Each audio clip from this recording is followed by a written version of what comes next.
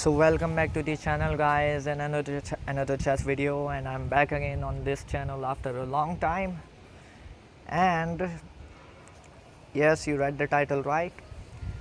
I played on Lichess after almost a month of inactivity yesterday and today as well.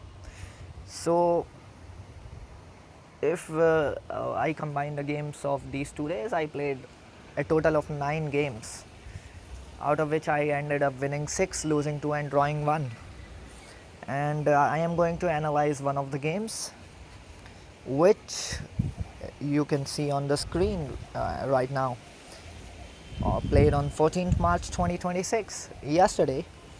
And in this game I had the white pieces, and I opened up with the queen pawn opening d4, e5, d takes e5, knight c6, knight f3, queen e7, knight c3, knight takes e5, bishop f4, knight takes f3 check, g takes f3, d6, knight d5, centralizing my knight, queen moves to d7, e4, reinforcing the knight, bishop e7, and now I played a4, gaining space on the queen side, knight f6 to challenge my centralized knight, and bishop b5, allowing c6, because after c6 I had this intermediate move, or Zug as it's called, and after bishop takes f6 I simply played bishop to c4, bishop to e5, bishop takes e5, d takes c5.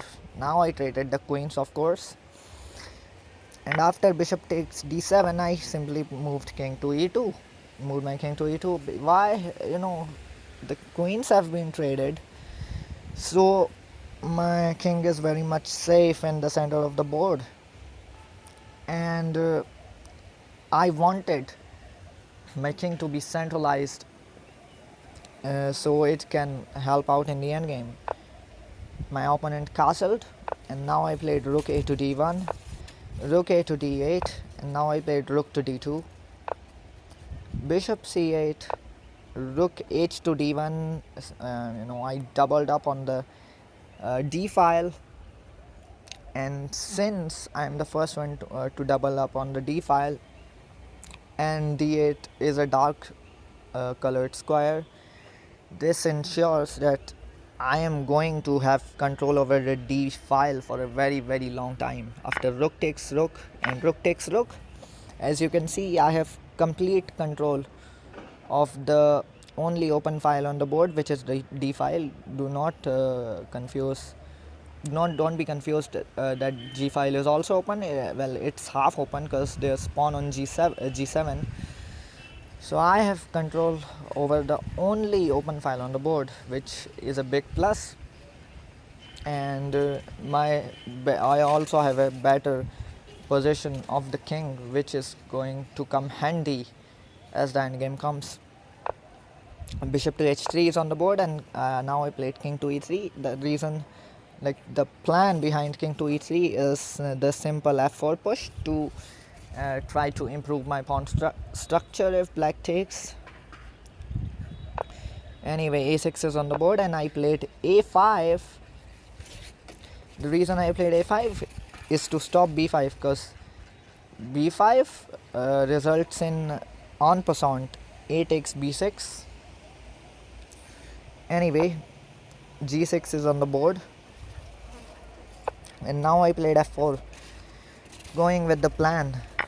E takes f4 check, king takes f4, rook e8, and now I played f3. I just wanted everything to be solid, to be defended. That's why f3, so the e4 pawn doesn't become soft. Rook to b8 is on the board. This prepares b5, because a takes b6 will be met with rook takes b6. I played b4, and now b5 is on the board. And if in this position, had I played a takes b6, then I would have given my opponent just too much activity. That's why I moved the bishop back simply to b3, retreated the bishop to b3, and yeah, black's c6 and a6 pawns are backward pawns, and I am going to attack those. It's a part of the plan to put pressure on b6 and indirectly on a6 to slowly bring the king to the queen side, gobble up some of the pawns, and create a passer. Rook to c8 is on the board, and rook to d6. Reason behind rook to d6 is I want to play rook f6, put pressure both on c6 as well as f7. King to f8, rook f6, rook c7 defends both f7 and c6, e5, king g7, king e3, bishop f5, f4, h5, and in this position I could have played h4 to prevent h4, but okay, I played king to d4, simply went with the plan, continued with the plan of bringing the king to the queen side. h4, king c5, bishop e4, king b6, rook d7, king takes a6, rook d2, rook takes f7 check, f7 also falls, king h6, rook b6, rook takes h2. Now black's h pawn is also a passer, my a pawn is also a passer. Let's see who wins the race. Rook d2, a7 and rook d8. Now black is just in time to stop my pawn. Really? Because I also have an e pawn and I started pushing it. e6, h3, e7, attacking the rook, rook e8, rook f8, rook takes e7, and now I finally promote to a queen, and I am faster than black.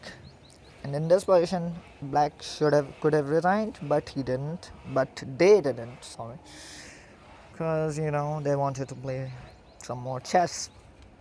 But this is a completely lost position for black. Rook h7 and rook h8. Yeah, this just forces a rook trade. And not only that, I'm also threatening checkmate if black takes me first.